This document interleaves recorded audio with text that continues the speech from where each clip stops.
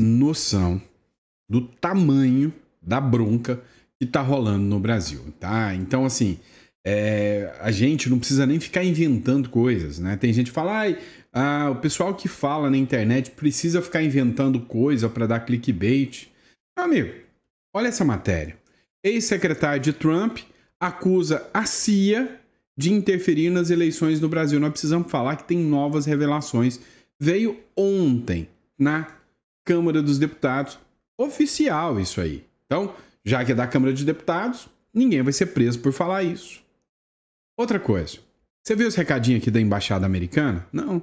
A Embaixada Americana só deu um recadinho que estão monitorando não só o Moraes, mas como todos os aliados do Moraes. E ainda mandou uma ameaçazinha pro Moraes.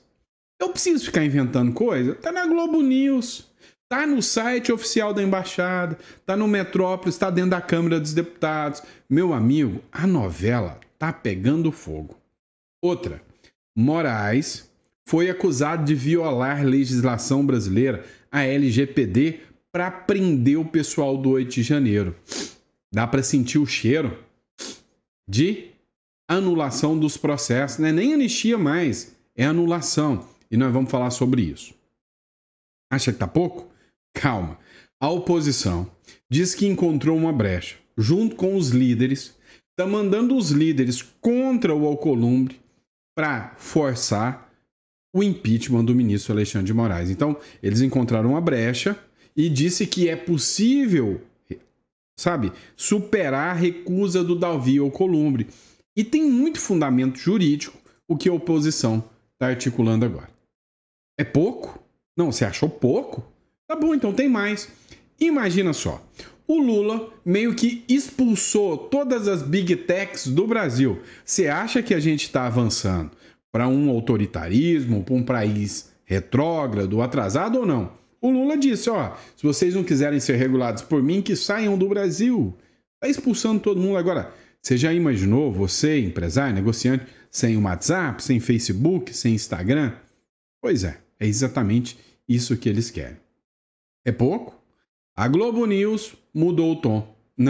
Não seremos mais de esquerda. Seremos agora um jornal mais à direita, vamos ser um jornal defensor da direita e nunca mais vamos falar o tal de extrema direita. Eles já não falam mais. Aí já foi bom para você, né? Deu para sentir a mudança de muita coisa. E aí, ainda, para variar, tem, né, o vice, o sênior da diplomacia, mandando um recado para o ministro Alexandre de Moraes. Eu não preciso inventar nada.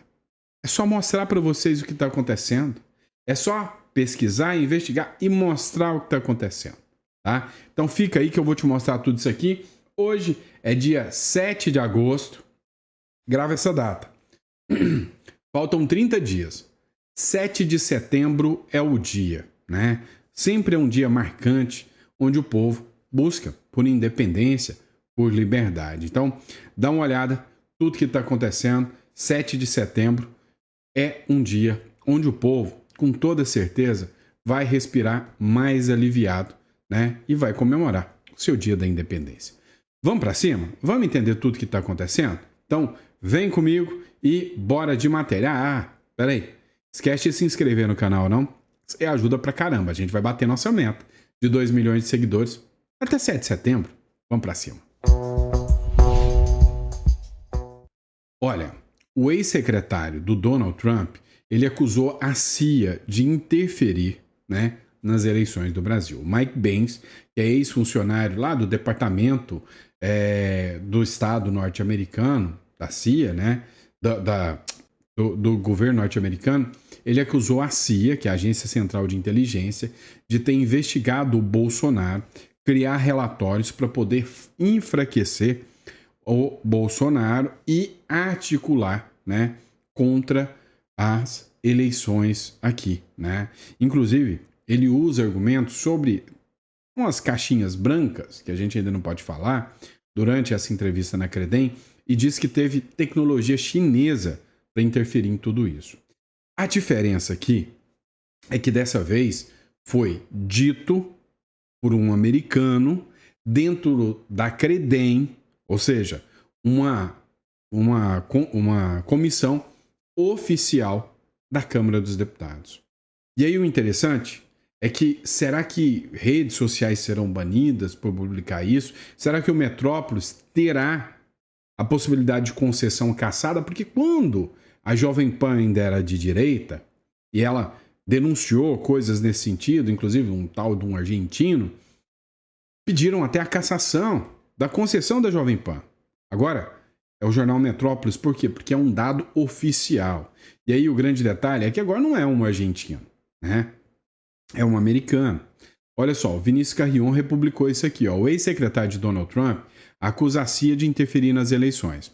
O Mike Pence, ex-funcionário do Departamento de Estado dos Estados Unidos, durante o primeiro governo Trump, acusou a CIA, a Agência Central de Inteligência, de utilizar uma organização não governamental para interferir nas eleições do Brasil em 2022. A declaração aconteceu nesta quarta-feira durante uma audiência na Comissão de Relações Exteriores e Defesa Nacional, a CREDEM, da Câmara dos Deputados. Escuta, se acontecer, literalmente, de 2026, dar uma guinada à direita, eu tenho até dó do que vai acontecer com esse pessoal da esquerda. Que aí vai ficar difícil, né, esconder todas as provas, né? Se hoje acusam o Bolsonaro de uma tentativa de golpe e abriram um precedente para isso, imagina amanhã se realmente alguém de direita vencer e for buscar provas. Aqui não vai faltar provas, segundo o Mark Pence e com o próprio governo americano investigando tudo isso. O bicho tá pegando. E aí a gente tem que analisar ainda. Os americanos estão de olho no ministro do Supremo, Alexandre de Moraes. Dá uma olhada nessa matéria que foi publicada aqui pelo Vinícius Carrion. Urgente. O subsecretário do Departamento de Estado dos Estados Unidos afirma que eles estão monitorando de perto os aliados de Moraes e recomenda fortemente que não auxiliem o magistrado. Ele escreveu o seguinte: o ministro Moraes é o principal arquiteto do complexo de censura, perseguição direcionada a Bolsonaro e seus apoiadores. Os flagrantes abusos de direitos humanos cometidos por Moraes lideram uma sanção global Magnitsky do presidente Trump. Os aliados de Moraes na Suprema Corte e em outros lugares são fortemente aconselhados a não auxiliar ou encorajar o comportamento sancionado de Moraes. Estamos monitorando a situação de perto. Ou seja, estamos de olho. Lembra daquele do Zorra Total? Tô de olho no senhor. Lembra disso? Então, é aí, né? Estados Unidos e a própria embaixada republicou já em português, tá? Ó, estamos monitorando a situação de perto, né? De perto. Olha, a grande verdade é que estão, né, de olho, sim. Deu repercussão, matéria do R7. Os Estados Unidos ameaçam aliados de Moraes a não apoiarem o ministro. Estamos monitorando de perto. E aí citou, né, a publicação da embaixada, que foi agora, ó, há 1 hora atrás, tá? Você consegue ver a publicação aqui, ó. Há 1 hora atrás, os Estados Unidos ameaçou os aliados do Moraes, Alexandre de Moraes, a não apoiar nem facilitar a conduta de Moraes, do ministro. A publicação foi feita nas redes sociais na manhã desta quinta-feira. O Globo também repercutiu: a Embaixada dos Estados Unidos ameaça aliado de Moraes. A Embaixada dos Estados Unidos no Brasil publicou nesta quinta-feira uma nova mensagem em suas redes sociais criticando o ministro Supremo Alexandre de Moraes. Então, assim, quem compra briga aqui, né? Quem está do lado do ministro do Supremo Alexandre de Moraes está comprando briga com os Estados Unidos, com os norte-americanos. É uma briga que vale a pena? Você acha que o Alcolumbre não está olhando isso de perto? Você acha que o próprio Hugo Mota não está olhando isso de perto? Você acha que alguns ministros do Lula, que estão no governo Lula, não estão olhando isso de perto e pensando: ser bobo, vou comprar essa briga não, que quem pode se lascar sou eu?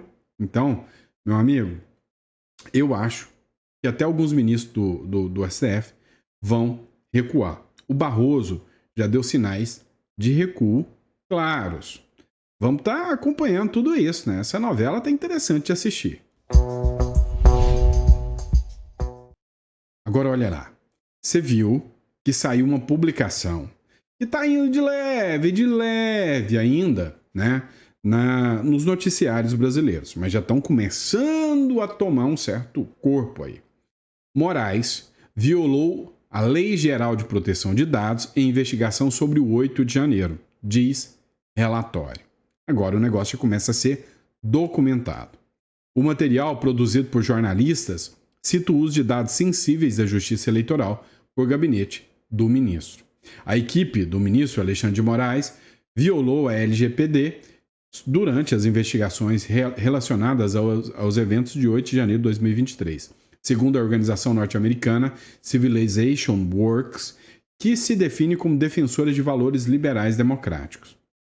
O relatório foi produzido por David Agape e Eli Vieira e publicado na segunda-feira como uma reportagem no site Public, né? Segundo os relatos dos jornalistas, o gabinete de Moraes acessou irregularmente, dados biométricos e informações de redes sociais para investigar participantes da invasão dos prédios dos três poderes.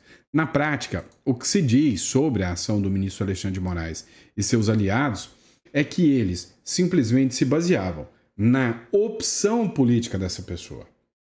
A pessoa participou de manifestações e já tinha feito postagem nas redes sociais, era cadeia. 17 anos. Eles chegaram a errar nomes de pessoas e teve gente que ficou injustamente presa por mais de 21 dias de forma errada.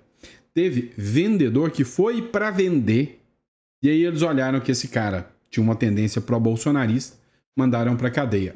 Isso é justiça?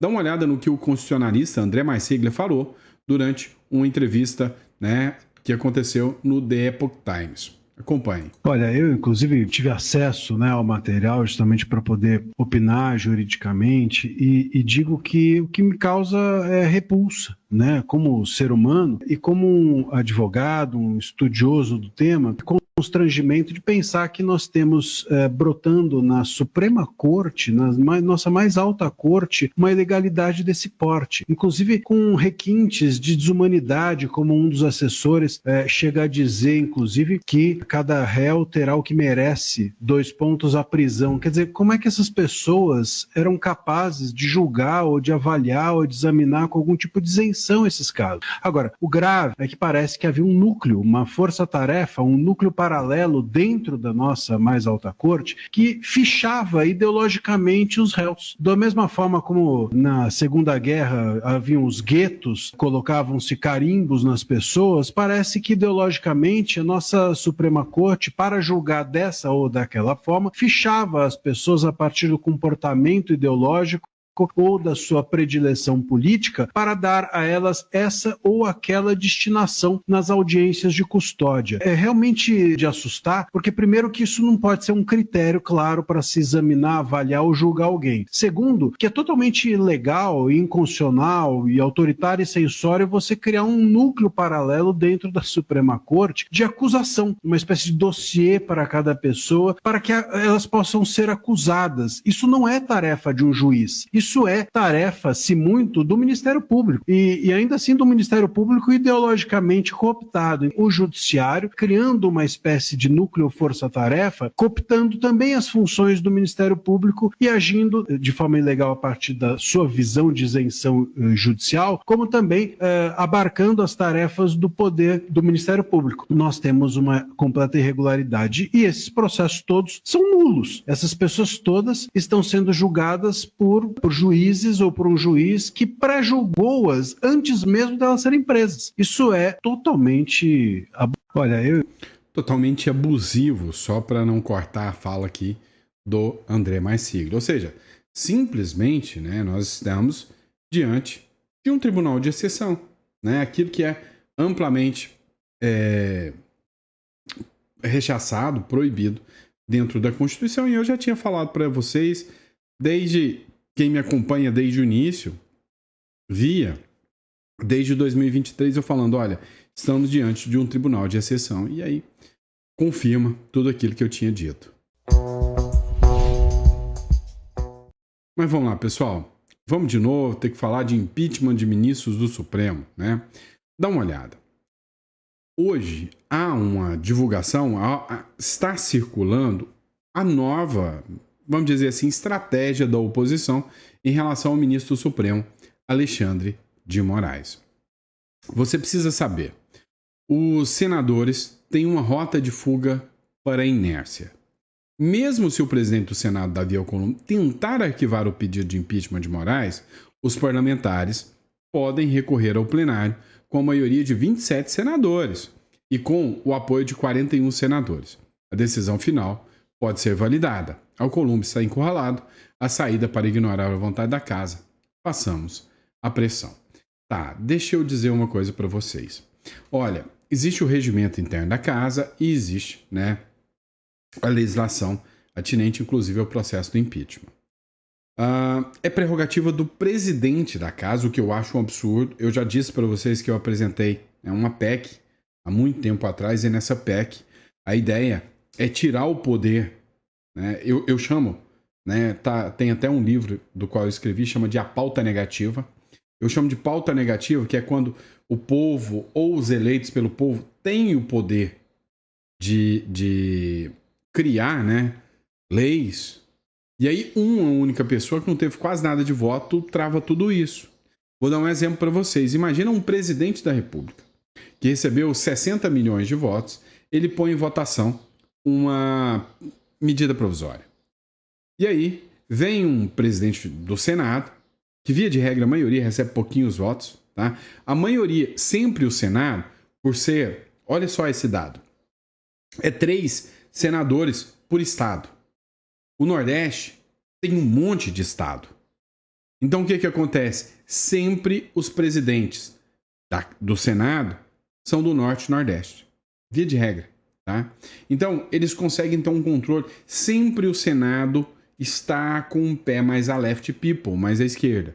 Por quê? Por causa dessa disparidade, tá? E devia ser proporcional, assim como aos deputados, à população, tá? Mas não é. Então o que acontece?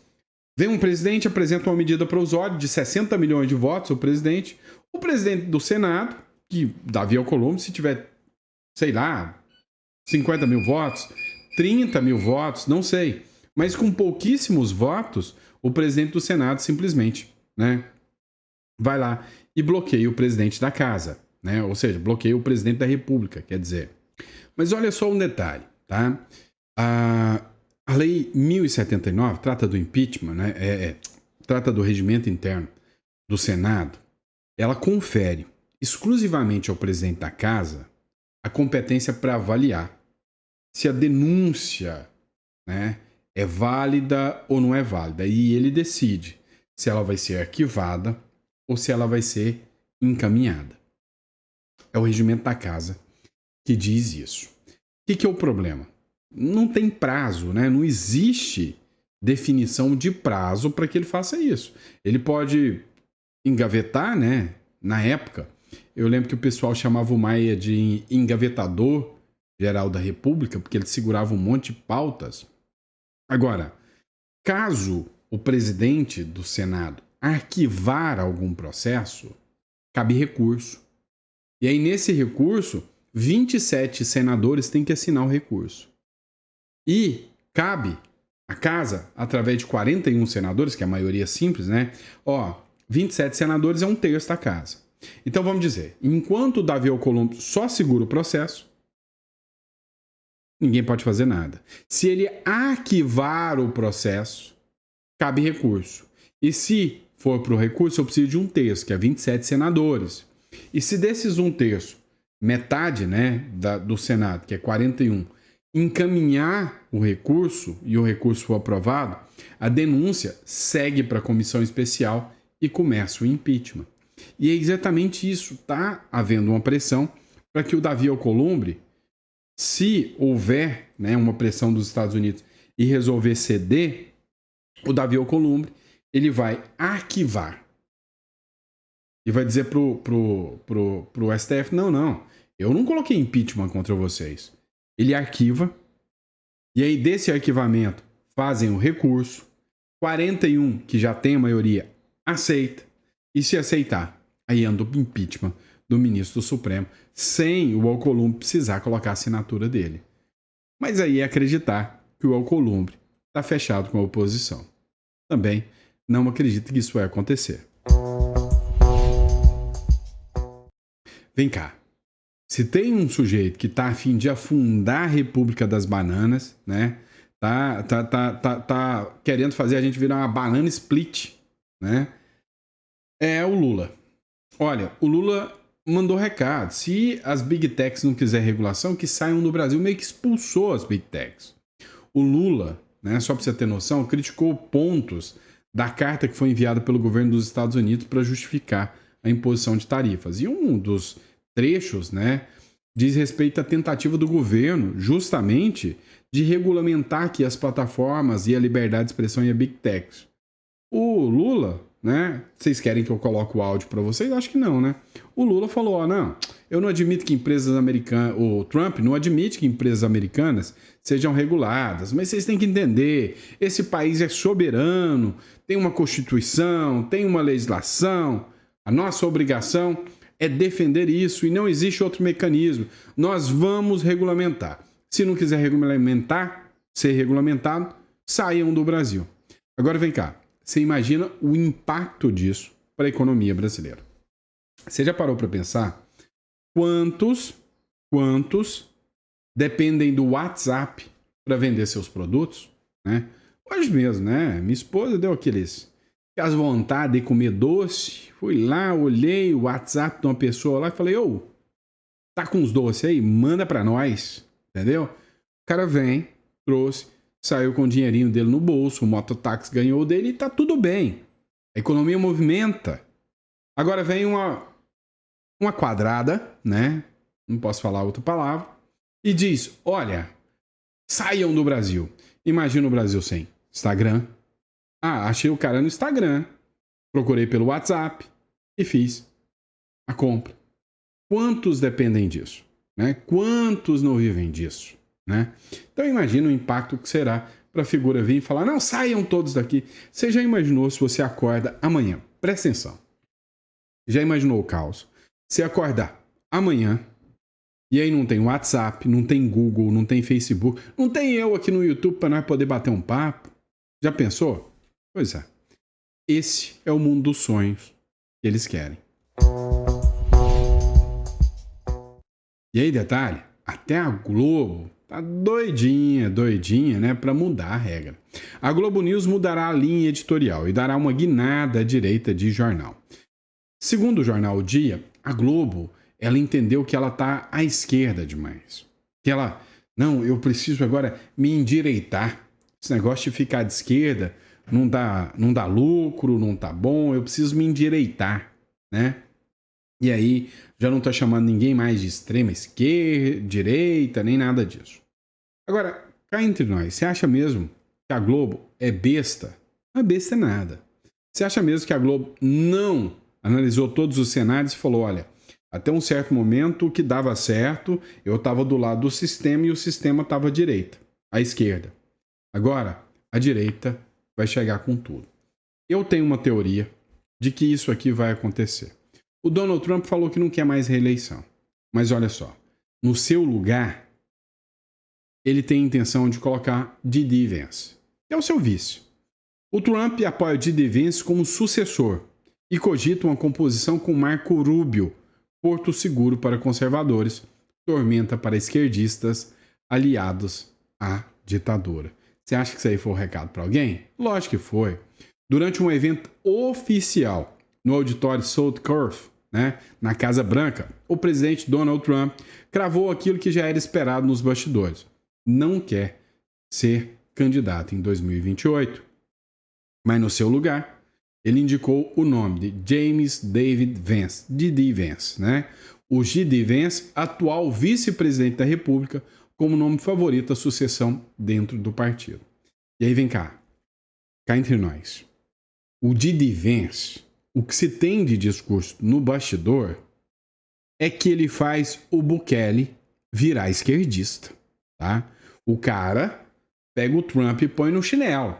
Ou seja, Ele odeia a esquerda, ele tem ranço com a esquerda.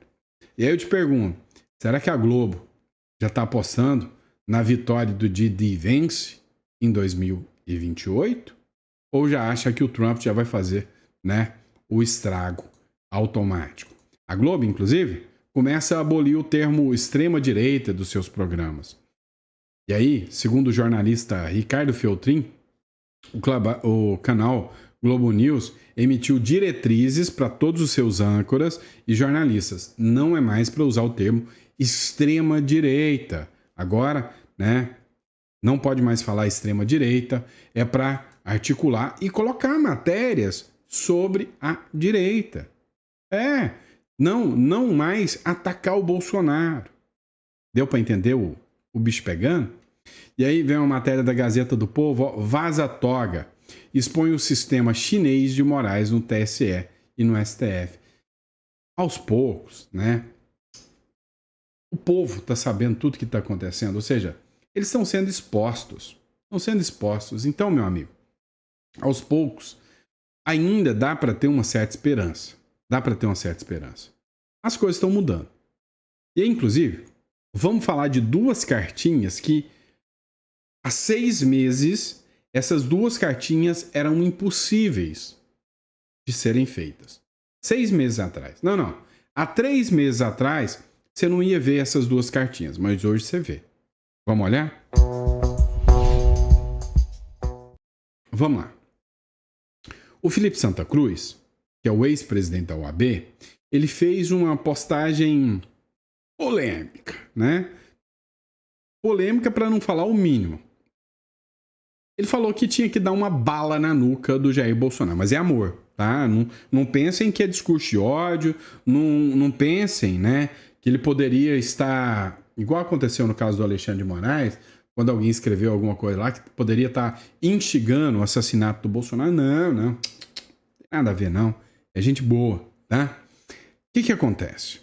Dessa vez, já foi a maior ação já movida contra um advogado na história da OAB, pelo número de signatários e pela repercussão institucional envolvida. Ou seja, mais de 700 advogados, e eu ainda acho pouco ainda, assinaram uma representação contra o Felipe Santa Cruz para ele perder a OAB, né? Assim, é pouco ainda, tá? Porque a quantidade de advogados que tem, né? Mas assim, aos poucos, o povo já está cansando desse discurso deles, né? Aos poucos, esse discurso de ódio travestido de amor, de dar uma bala na nuca, uma boa pá, uma boa cova, não convence mais ninguém. A gente sabe que vocês não são turma de amor nenhuma. Pelo contrário, vocês pregam o fim de quem tem amor à família, de quem tem amor à pátria. Pelo amor de Deus. Quer saber de uma outra carta? Essa eu quero ver se você assina, tá? Ó, eu quero apresentar para vocês uma carta. Fique Barroso. Será que vocês assinariam? Porque o Barroso falou que quer sair da Suprema Corte. E eu vou sugerir vocês que assinem uma carta para que o Barroso não saia. Vocês assinam? Porque a carta diz o seguinte: fique Barroso. Uma carta aberta cobra que o ministro do STF não fuja da crise que ele criou. Fica, espera para ver o que o Trump vai fazer. O Instituto Lexum divulgou nesta terça-feira uma carta pública ao ministro Luiz Roberto Barroso, presidente do Supremo Tribunal Federal, diante das informações de que ele estaria avaliando antecipar sua aposentadoria em 2025. O documento, que circula acompanhado de um abaixo-assinado virtual, faz um duro apelo. Fique, Barroso. Tenha coragem de assistir ao fim de tudo aquilo que você começou. Bom, o Instituto Lexus acredita que isso vai acabar. A manifestação vem à tona no momento em que o Supremo enfrenta sua mais dura, grave crise de legitimidade institucional, amplamente associada às posturas ativistas e politicamente engajadas de ministros como Barroso, frequentemente criticado por abandonar a função jurisdicional para adotar uma atuação com viés político e ideológico. Mas você sabe por quê? Pode ser que o próprio Barroso esteja interessado em sair? Matéria do Opinião Espírito Santo. Barroso, cuja família detém negócios nos Estados Unidos, avalia a renúncia do STF para evitar sanções e teme um efeito cascata da radicalização de Moraes. Você tem noção do impacto milionário que os ministros do Supremo terão, o impacto gigantesco que eles terão caso as sanções do Trump cheguem? Pois é, vai ser grave, vai ser tenso, tá bom? Pessoal, vamos lá. Muito obrigado pela confiança, pela credibilidade. Recadinho rápido para vocês aqui. Você já parou para pensar que no meio desse imbróglio todo, sempre é bom ter um plano B? Você tem seguro de vida? Você tem seguro de vida? Ou já pensou em fazer um seguro de vida? Acha necessário um seguro de vida para dar maior garantia e credibilidade para sua família? Pois é. E seguro liberdade? Você já parou para pensar em um seguro liberdade? Para pensar se o pessoal do 8 de janeiro já tivesse uma segunda residência, por exemplo. Já parou para pensar? Então, o que eu falo para vocês? O Uruguai hoje é a forma de você ter uma segunda residência, uma segunda cédula de identidade, um green card, mais barato e mais rápido de todos os países. E é logo ali. Se você precisar hoje ou amanhã atravessar do Brasil para lá, você atravessa em fronteira seca, tá logo ali. Imagina se os presos do 8 de janeiro, para mim, saíram para manifestar. Você imagina o vendedor de bandeiras que foi preso só porque um juiz foi lá e olhou uma postagem dele de 2018. Se ele não tivesse que sair do Brasil, fugir para a Argentina, para ser um ilegal lá, sem cédula, sem capacidade de arrumar um emprego, nem nada nesse sentido. Pois é, é um seguro de liberdade. Você chega num país com cédula, com possibilidade de abrir contas bancárias em dólares, não vinculadas ao seu CPF, sem contar da proteção que isso pode te gerar. Então, se isso é interessante para você, tá aqui, ó. Clica aqui na descrição, tá o link aqui. Aí, se é interessante, você já tem um patrimônio alto, constituir uma holding, estruturar o seu patrimônio, é de cá. Se você já acha que é mais interessante você ter a cidadania uruguaia, residência uruguaia e no futuro uma cidadania, uma liberdade a mais, um seguro liberdade, você clica em imigração, tá bom? Ó, tem um custo R$100 a consulta devido à quantidade de pessoas. A gente está ampliando aqui para poder ter mais gente para atender, mas está levando aí no mínimo umas 2 semanas para a gente poder conseguir marcar.